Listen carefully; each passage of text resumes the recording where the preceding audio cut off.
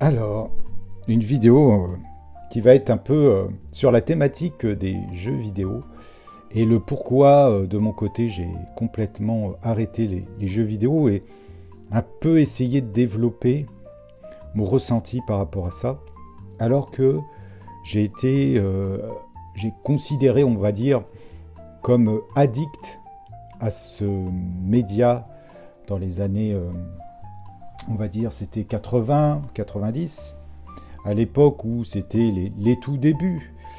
Et c'est vrai que on était vraiment, par rapport au graphisme qu'on peut voir aujourd'hui sur les consoles actuelles, c'était vraiment la préhistoire. Mais curieusement, j'avais une, une addiction beaucoup plus marquée à cette époque-là.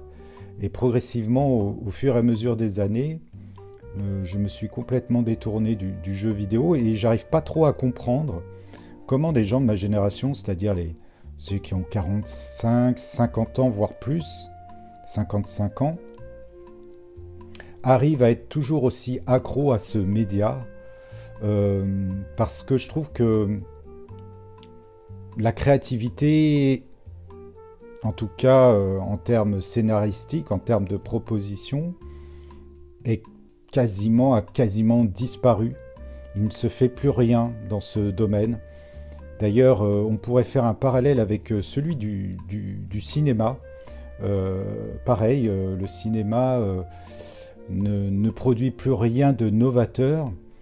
Et en tout cas en termes de science-fiction, voilà, de ces dernières années, le dernier film vraiment original sur cette thématique-là fut début des années 2000, Matrix. Et je parle du premier, hein, surtout, qui pour moi est le seul vraiment qui vaut le coup à être regardé. Vraiment, la thématique et le scénario étaient vraiment intéressants. Et ce film-là se suffisait à lui-même. Mais bon, comme ça a été ça a super bien marché, forcément il avait fallu faire des suites. Et les suites sont, de mon point de vue en tout cas, moins intéressantes. Et, euh, et à partir de ce moment-là, plus rien n'a été fait. Euh, Tout ce qui a été repris, ce sont des vieilles licences, que ce soit Marvel, euh, que ce soit Star Wars, là aussi, grosse déception, Star Wars, que ce soit, je sais pas, Alien, Predator, Terminator, tout, tout, tout ce qui se finit par Thor, à tort ou à raison. Et non, franchement, rien de novateur secret. Et le jeu vidéo a suivi la même tendance. C'est-à-dire que euh, quand on regarde aujourd'hui, il y a quelques catégories, toujours les mêmes. Et les jeux qui marchent sont bons. Après, bon, les jeux de sport, moi, c'est pas trop mon truc. Jeux de foot, pas du tout. Euh, mais dans certains jeux narratifs où il y a un scénario qui... Je parle pas des jeux en réseau, ça c'est encore autre chose. Mais moi j'étais pas trop...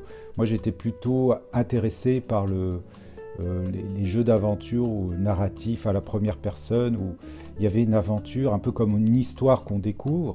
C'est ça qui me fascinait dans le jeu vidéo. Alors c'est vrai que dans les années 80, c'était hyper limité. Les jeux d'aventure se limitaient essentiellement à ce qu'on appelait les point and click. Et, mais c'était une petite histoire et même si les graphismes étaient très pauvres, déjà c'était des mondes, il n'y avait pas de monde ouvert, c'était souvent, c'était exclusivement d'ailleurs que de la 2D, mais l'imaginaire faisait le reste. Et ce que j'ai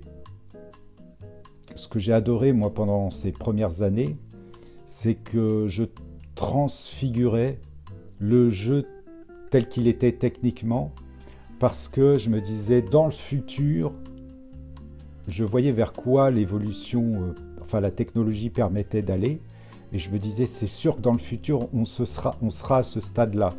Donc, il y avait énormément de propositions de styles de jeu sur une année. Aujourd'hui, les jeux qui sortent, il n'y en a pas des centaines et des centaines, et ce sont toujours les mêmes. C'est donc, comme je le disais, jeux de sport, monde ouvert du genre qui est dérivé en fait de Uncharted par exemple. C'est les Assassin's Creed, tous ces jeux de cette époque-là basés sur ce, comment dire, sur ce narratif, sur ce tunnel dans lequel le joueur va progresser avec des patterns qui sont toujours les mêmes. Alors certes, les graphismes sont magnifiques, c'est hyper réaliste, proche de ce qu'on peut voir au cinéma presque, mais c'est sans surprise. D'un jeu à l'autre, que ce soit donc Assassin's Creed, Horizon, ce type de jeu-là, quand il y a, ou Star Wars d'ailleurs, qui est, je crois que c'est le même éditeur, je crois que c'est Ubisoft si je dis pas de bêtises, c'est vrai que on a l'impression de voir toujours le même déroulé, la même narration, les mêmes choses à faire, c'est-à-dire qu'il y a une scène d'action avec une scène d'énigmes où il va falloir résoudre des petits trucs, enfin des petites, voilà, des énigmes, et après à nouveau une scène d'action, puis la façon de se déplacer du personnage, sa gestuelle, c'est les interactions avec ce qu'on appelle les PNJ, sont toujours à peu près sur le même principe. Et c'est ça qui a fait que j'ai décroché petit à petit du jeu vidéo. Et moi, je pensais que dans le futur, en fait, la technologie nous permettrait, parce que pourquoi j'ai plongé complètement dans les jeux vidéo, pour faire simple, je l'ai déjà raconté, je crois, ou des fois je me radote avec mon âge, malheureusement ça arrive. J'ai eu une enfance un peu compliquée, donc ce média-là était nouveau et dans lequel ça me permettait, grâce à mon imaginaire, de me réfugier, de fuir un peu une réalité pas forcément joyeuse. Mais je me disais, on pourrait imaginer, endosser un personnage, son soi. En fait, j'avais déjà imaginé un clone, grâce à la technologie, dans un univers, dans un jeu vidéo, et interagir, pouvoir avoir un double, un monde parallèle. Mais en fait, c'est jamais arrivé, alors qu'aujourd'hui, on pourrait totalement le faire. Ne serait-ce qu'un truc tout bête, par exemple. Pourquoi aujourd'hui, alors que sur tous les appareils connectés, que ce soit les smartphones, les tablettes, les ordinateurs, enfin bon, la technologie nous permet d'avoir les reconnaissances faciales. Pourquoi on n'a pas déjà notre avatar dans un jeu vidéo? Ce serait techniquement possible. Il y a par exemple certains jeux, et d'ailleurs peu de jeux le proposent, de pouvoir personnaliser le personnage qu'on va incarner. Mais ça reste très limité. Il y a un petit... et en plus, ça, c'est pas compliqué à faire, hein. C'est un petit logiciel qui est dans le programme du jeu, qui permet de jouer sur différents paramètres, la morphologie du personnage, si c'est un homme, si c'est une femme. Et puis, on peut changer... on nous propose différents styles, que ce soit du visage, de la coupe de cheveux, etc., etc., des accessoires, de la tenue, bien sûr. Et on a tous, aujourd'hui, des caméras partout. Sur le smartphone, même sur les consoles de jeu, il y a des options pour avoir des webcams, l'ordinateur, partout. Et il suffit, c'est très simple, le jeu serait vendu avec une petite interface pour créer son personnage. Tout jeu aurait une interface pour créer son avatar. Or, c'est toujours pas le cas dans tous les jeux aujourd'hui. Et en plus, pour peut-être quelques euros de plus, avoir une application qu'on peut télécharger sur son smartphone pour se prendre en photo, hein, comme on le demande maintenant systématiquement, hein, dans certaines administrations. Voilà, on ne nous demande pas Parce que on va me rétorquer, oui, c'est pour des raisons de sécurité. Bon, ça me fait doucement rire, parce qu'aujourd'hui, quelqu'un qui est avec l'application France Connect, il a dû se photographier sous tous les angles, de profil, tout ça. Quand on a, je sais pas, un iPhone ou une reconnaissance faciale, on demande d'être, voilà, de se filmer sous différents angles. Donc, pour le jeu vidéo pourrait utiliser les mêmes protocoles. Et donc, cette petite application nous permettrait d'avoir dans le jeu une espèce de, comment dire, de logiciel pour configurer notre double, notre avatar, notre clone, et de pouvoir l'incorporer dans le jeu. Moi, je trouvais l'idée intéressante, beaucoup plus immersive, où là, on s'implique, on se sent vraiment dans... On pourrait aussi utiliser son avatar et puis lui apporter des modifications en termes physiques. Voilà, justement, ça nous permet aussi de voir, tiens, est-ce que si j'adopte un look comme ça m'irait ou pas?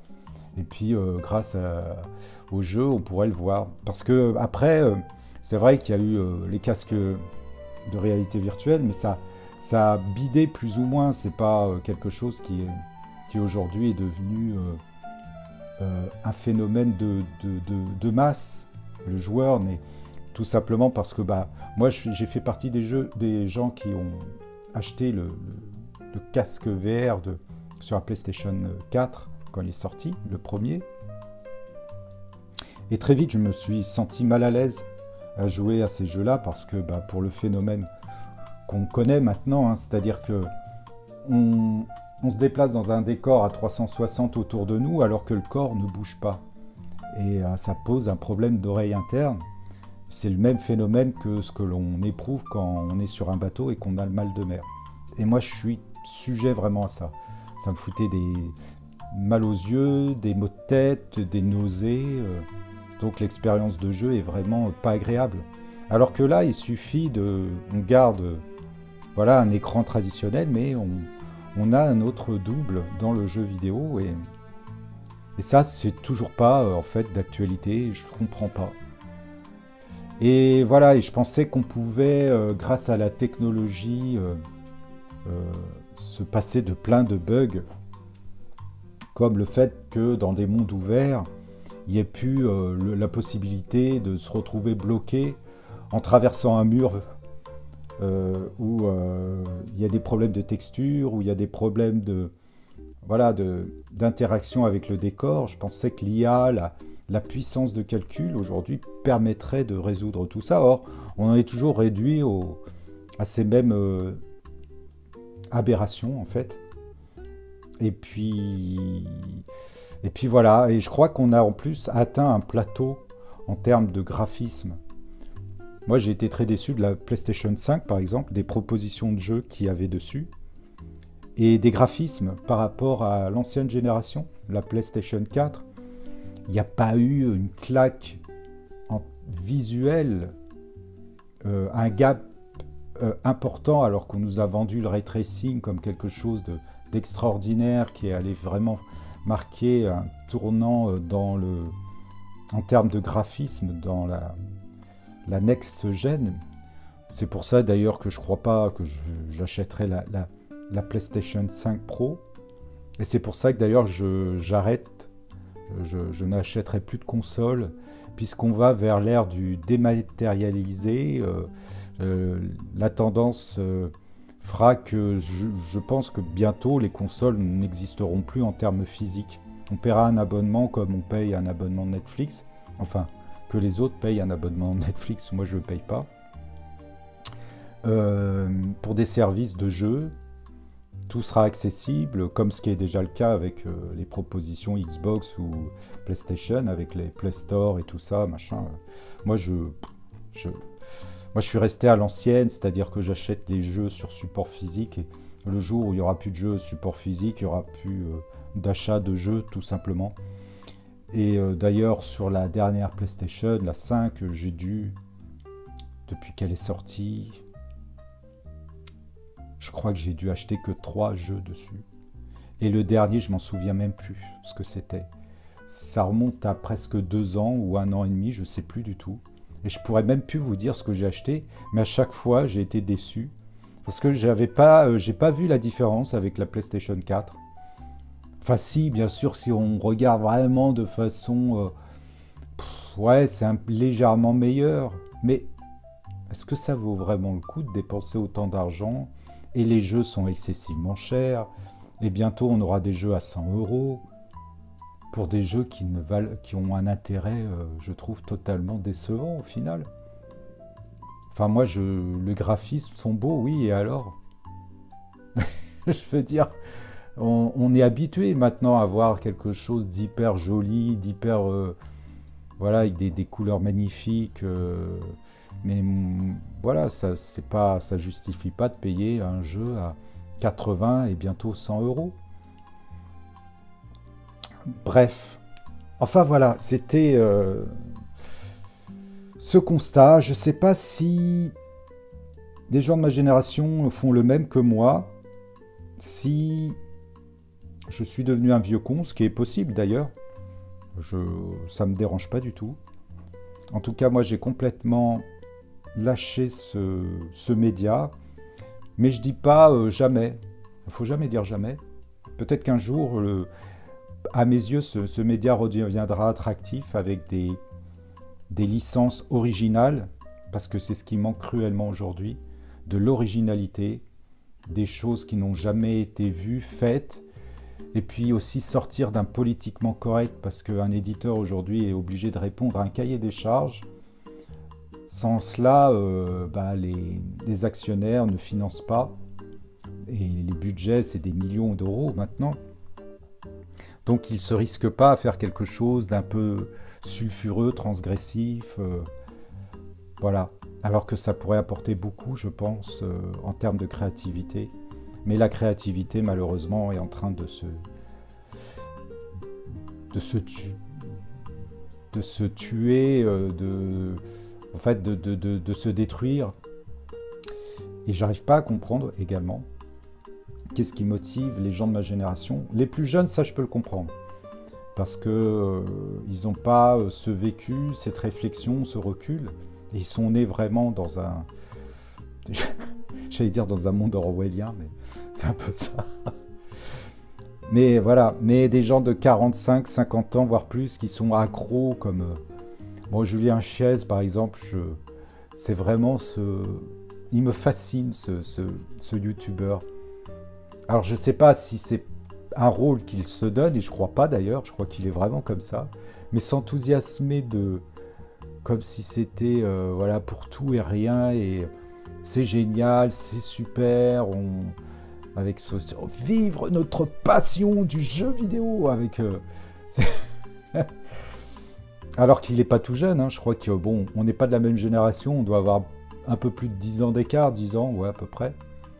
Mais c'est la génération où il a connu la presse papier, console plus, etc., etc. Et il a connu vraiment le jeu vidéo des années 90. Et j'ai l'impression de voir un éternel adolescent de quelqu'un. Alors bon,